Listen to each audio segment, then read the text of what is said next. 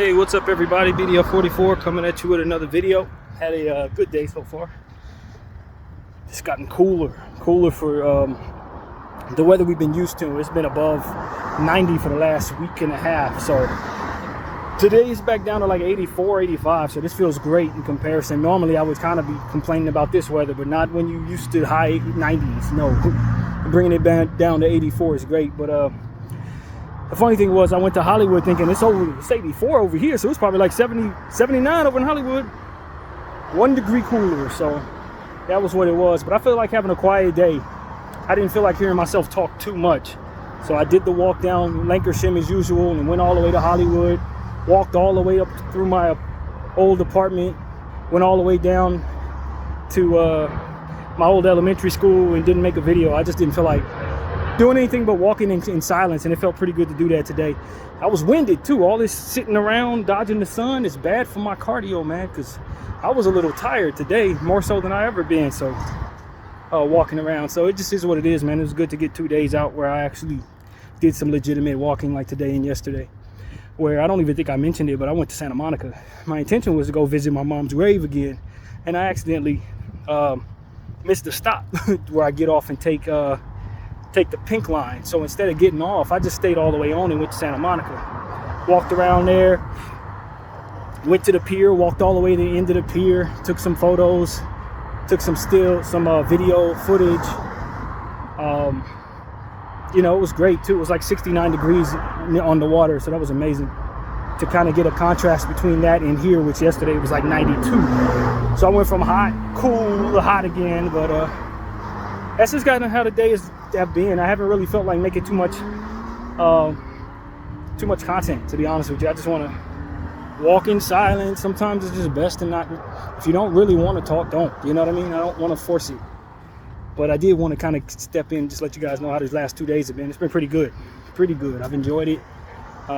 Fortunate, got checked into the room as I told y'all yesterday before leaving out, and all is good. Now I'm trying to discipline myself against buying Mexican food, which I really have a taste for, but probably don't have any business buying for a multitude of reasons, including the stomach issues that can tend to pop up when I buy it. So I'm going to try to discipline myself this time and walk past that place without purchasing anything, for which, you know, it is what it is, man. You have a taste for something, you want it, but it ain't probably what's best.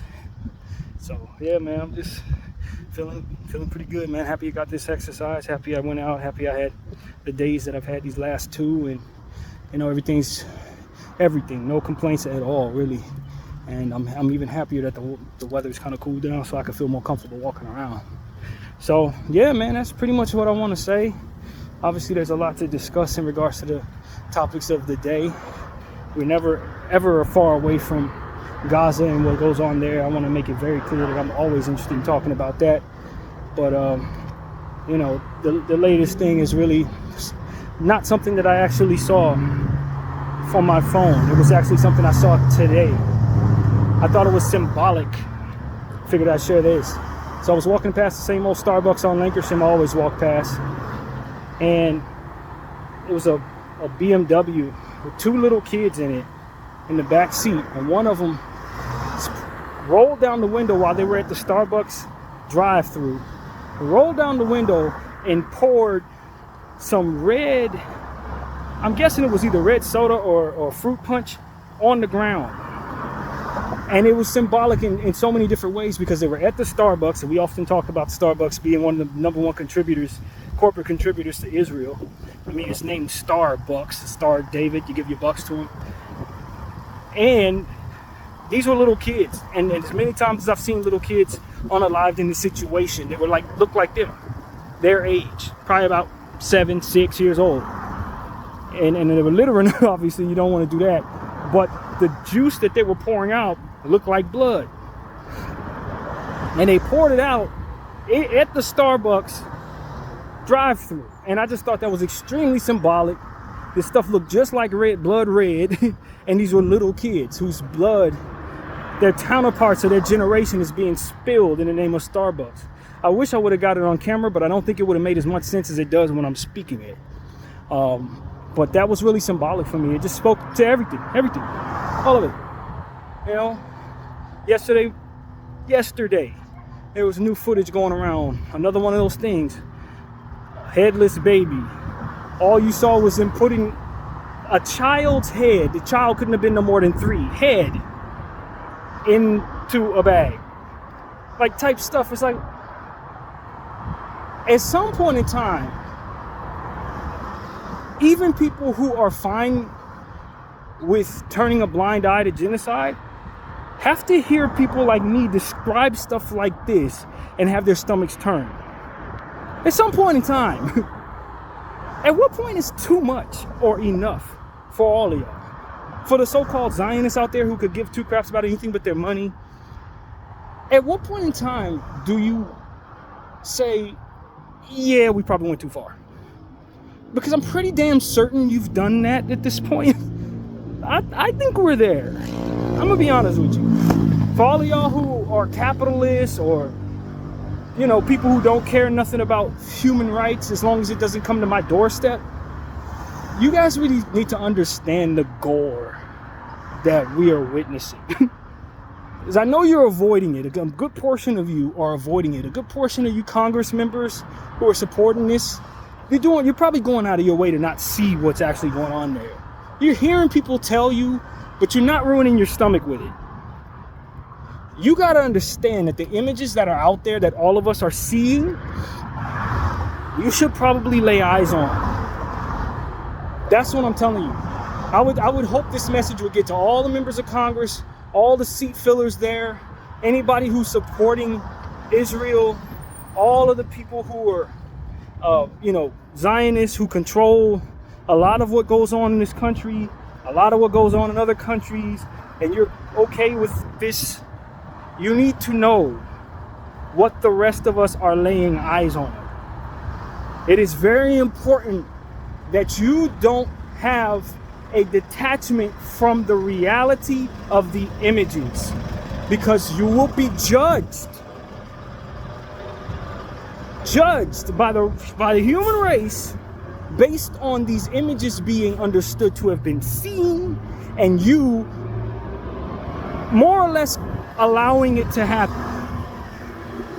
When people hear about genocide, I think a lot of people, especially people who are not paying attention to this, I think they have an understanding that people are dying and people are getting wiped out, but I don't think they realize what people are seeing and how much vitriol and hatred and intensity for vilifying you and whatever comes with that truly is about. People are being traumatized. That's what needs to be understood. It's the trauma that the day-to-day American / everybody else who's paying attention to this is going through and seeing this stuff in their phone. And then they turn and they look at you. And it's like, whatever comes with that, comes with that. And I just think there are a lot of people who think they're fine with this, but they're not ruining their stomach with the images. They think they're fine with this, but they're effectively able to avoid what this looks like. They think they hate Palestinians, and they may not like grown Palestinians. They may believe terrorists come of this situation. They may think a lot of different things, but what they haven't seen is a child's head being put in a bag, fam.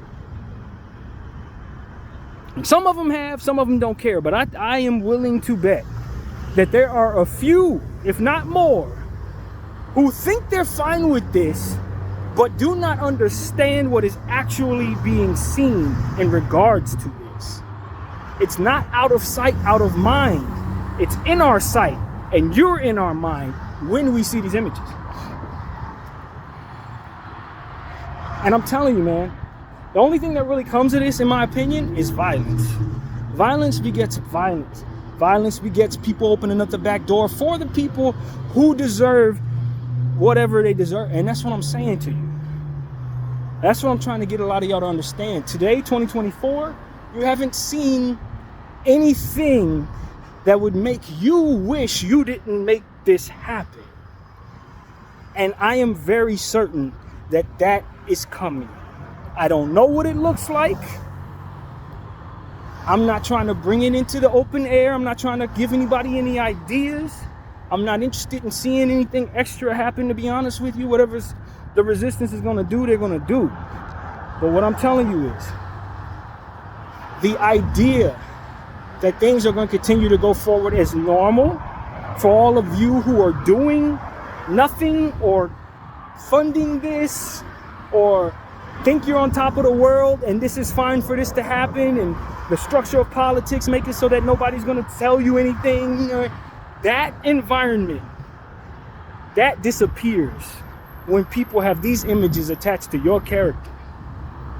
All you quiet celebrities, these images are attached to your character. They're going to have your face, and then they're going to have these images, and they're going to define the times we're in. And that is what I'm trying to get people to understand. They're going to define the times we're in. A lot of you celebrities wave an American flag. You know who you are. You need to understand what that flag triggers in the minds of people who are living today, who are seeing these images. It doesn't stand for what you remember it to stand for. You do not want to be anywhere near that flag in 2024 based on these images and the correlation between the images and that flag, the images and those people, the images and the idea of the word Zionism, the images and the Israeli flag. Like, you got to understand, they go hand in hand now. That is a world you don't know. That's a world we weren't in 10 months ago. But now, when people see that flag, they see those kids and the images of them unalived in some incredibly disturbing and disgusting ways. And that's the word that needs to be understood. Disgusting. There's some really vile, vile stuff happening out there. Freddy Krueger stuff, man. And it's happening to the most innocent of us. So I'm telling you, man, some of y'all may be able to avoid this. Maybe whatever the things that happen, make it so that you avoid some of this. But there will be many who don't avoid what comes of this.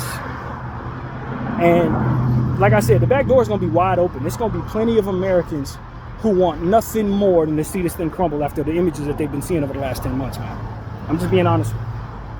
There's a lot of people who thought they loved America. A lot of people who are dreaming, and this is something y'all should be able to see coming, dreaming of joining the army so they can let the back door in for the enemies. I'm telling you, man. Dreaming of this. Raising their kids to probably do it. Raising their kids to join the CIA so they can be turncoats in regards to the situation. You don't necessarily see it coming, but that's what you breed when you allow people to correlate their own flag and the horrible, disgusting images that come from this situation, this genocide. So let it be known, it's going to be a different world for this country going forward. It's going to be a lot of people who used to be fine with this country and used to be flying with everything going to want to see this thing crumble to the ground. And all our allies, same thing. You're going to want to see it come down, man. Because at the end of the day, we are losing our lunch over images we cannot unsee. And while you think we may be normalizing the death of the Palestinians, what you're really doing is making it very difficult for people to ever love this country again. That's what you're doing. You're normalizing the idea that I should not be proud of my own country. And effectively, you guys were able to overcome the slavery stuff and all that, making people feel like, well, slavery happened a long time ago. Genocide is happening right now.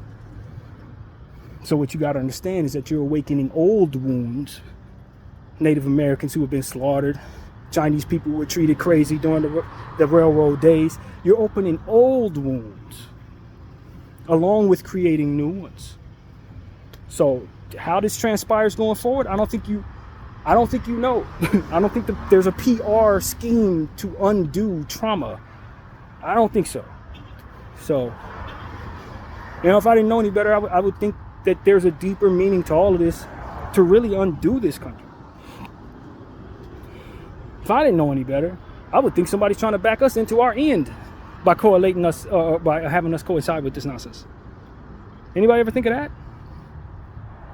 That somebody doesn't want this thing to keep going the way it's going, and so they're going to align us with something like this and make it look like it's our fault. And then when everybody wants to tear us apart, suddenly it's just going to be possible. We'll see. But I tell you like this, man. These images and these different things that I've been seeing over the last several months, just like everybody else, It's some really disgusting stuff, man. It's absolutely and utterly disturbing. And y'all had better get your minds right in regards to preparing for what comes with that. UDL 44, I thank you all for watching.